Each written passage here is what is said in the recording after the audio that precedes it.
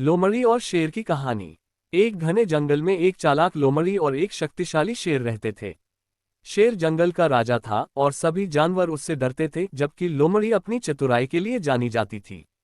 एक दिन शेर बीमार पड़ गया और शिकार करने में असमर्थ हो गया। भूख के कारण उसका शरीर कमजोर होने लगा।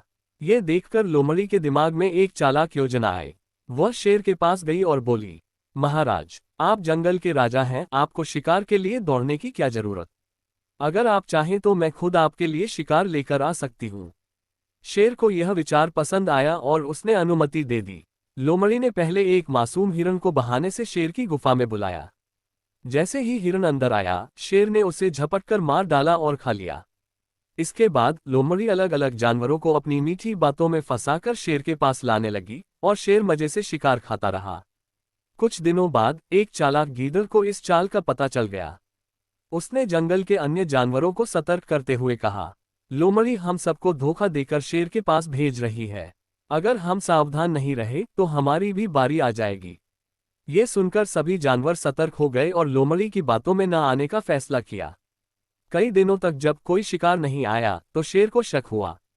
उसने लोमड़ी से पूछा, तुमने वादा किया था कि मेरे लिए शिकार लाओगी, लेकिन अब कई दिनों से कोई नहीं आया। ऐसा क्यों?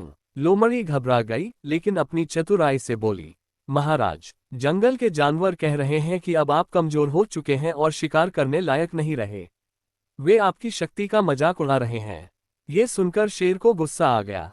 उसने पूरी ताकत लगाकर गुफा से बाहर छलांग लगाई और शिकार की खोज में दौड़ पड़ा। लेकिन कमजोरी के कारण वह ज्यादा दूर तक नहीं जा सका और थककर गिर पड़ा।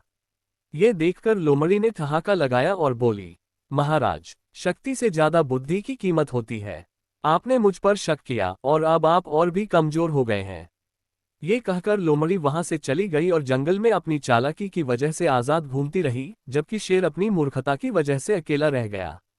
शिक्षा, बुद्धिमानी और चतुराई कई बार शक्ति से अधिक महत्वपूर्ण होती